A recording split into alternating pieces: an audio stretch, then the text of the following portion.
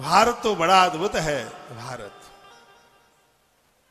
हमारे और आपके बड़े पुण्य हैं कि हम भारत में पैदा हुए हैं।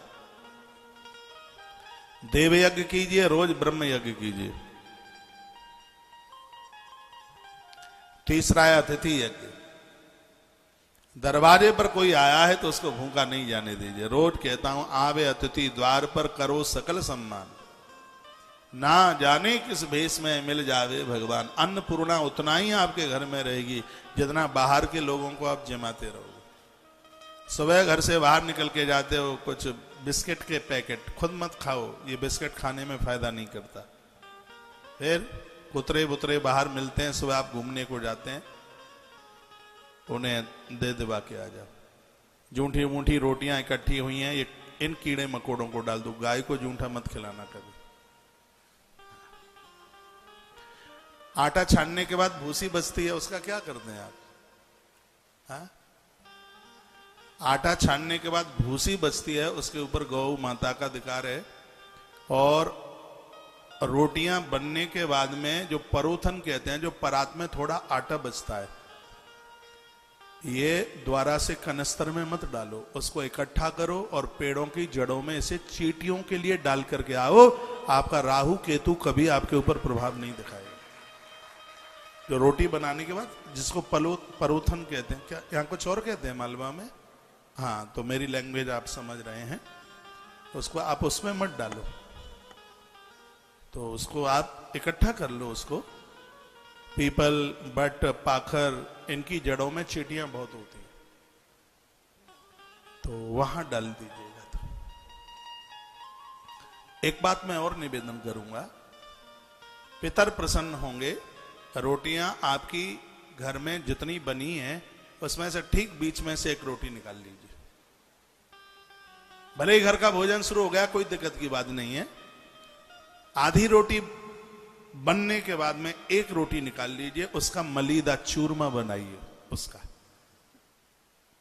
बना लिया, थोड़ा सा उसमें कुछ मीठा डाल दीजिएगा, हल्का सा डाल दिया, बतासे फोड़ करके डाल दो उसको।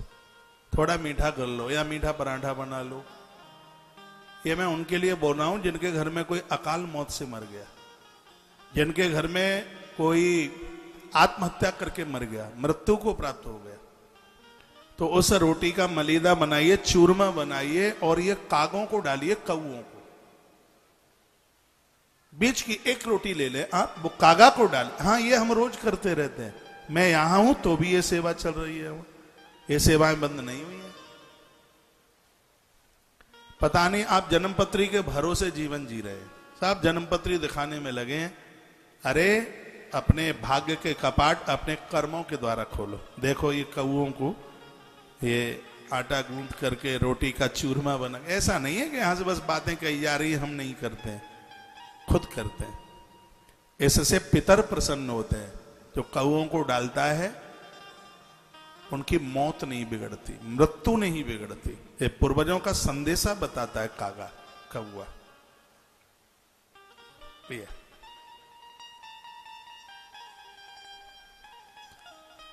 बोलो बांके बिहारी लाल की जय हो।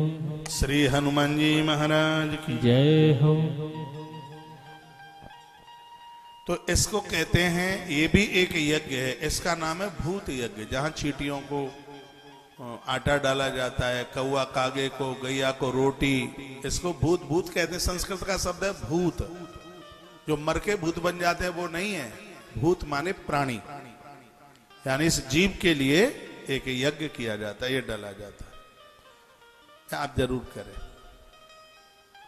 एक अतिथि यज्ञ, दरवाजे पर आए हुए लोगों को जिमाएं, इंतजार करें कोई बाहर के लोग आए, उनको आप जिमाएं।